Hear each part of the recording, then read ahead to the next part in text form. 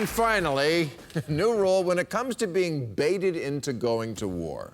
America has to try a little harder to not be so fucking easy! Excuse me. Sorry. Just a few months ago, polls showed Americans were sick of war, they'd had enough. They were anxious to stay out of the Middle East. Then they saw 2 beheadings, and overnight, they were like, oh, war, we can't stay mad at you. You know, conservatives love to vilify anyone who doesn't want to immediately throw down as appeasers. But when you're dealing with terrorists whose aim is to bait us into overreaction and you oblige them, aren't you the appeaser?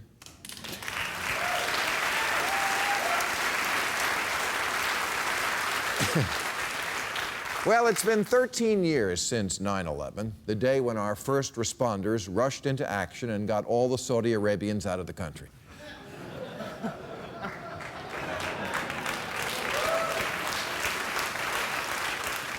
But we still don't seem to have learned that for terrorism to work, it takes 2.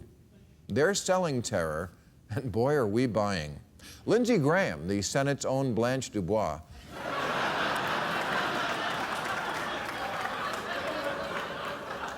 is the scaredest person in the world.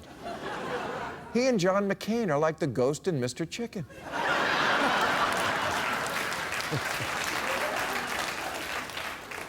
When there's lightning, McCain has to let Lindsey sleep in the bed and sing to him the Raindrops on Roses song. Lindsey said that ISIS is so all-powerful. If the president doesn't rise to the occasion, we're all going to get killed back here at home.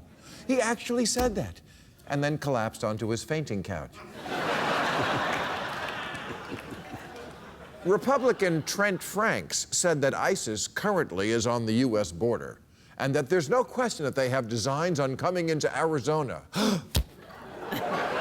Oh my God, the brown people and the other brown people are going to hook up. Mexicans and ISIS sneaking into the country together. They're gonna cut our heads off with a hedge trimmer.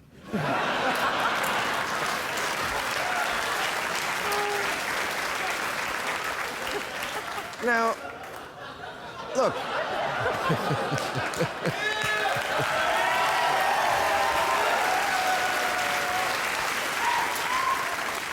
Look, I feel bad about the journalists who were killed, and I admire greatly their courage to go to the most dangerous place in the world. But it was their choice, and when you choose to live among cutthroats, you might get your throat cut. Do Americans living here really think they're going to be next? One day it happens in the desert outside Mosul, and the next day you're standing in line for the new iPhone and get a grip! Would we be this terrified if ISIS didn't make videos and wear black and have a scary name? ISIS. Sounds like they should be fighting the X-Men. ISIS. It's simultaneously cool sounding and stands for pure evil, like Monsanto. Yeah. Monsanto, who we recently learned puts an ingredient in Roundup, their ubiquitous crop spray, called polyethoxylated toluamine, that is far more toxic than anyone realized. Folks, ISIS isn't going to kill you. Things like polyethoxylated toluamine, that's what's going to kill you.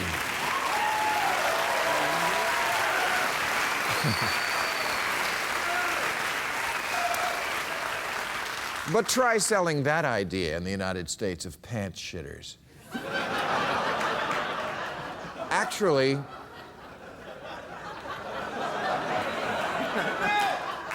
to her credit last week, Hillary Clinton did try. She said climate change is the most consequential, urgent, sweeping collection of challenges we face. A statement that outraged Republicans because it contained the 2 things they simply will not abide: science and truth. I'm not saying that there aren't people out there who want us dead. I'm just saying there are much more likely killers right here. But for us, It's only real when it's on a video that Anderson Cooper warns us not to watch and then shows 10,000 times. Our top story tonight, boo! And when we come back, I've got your nose.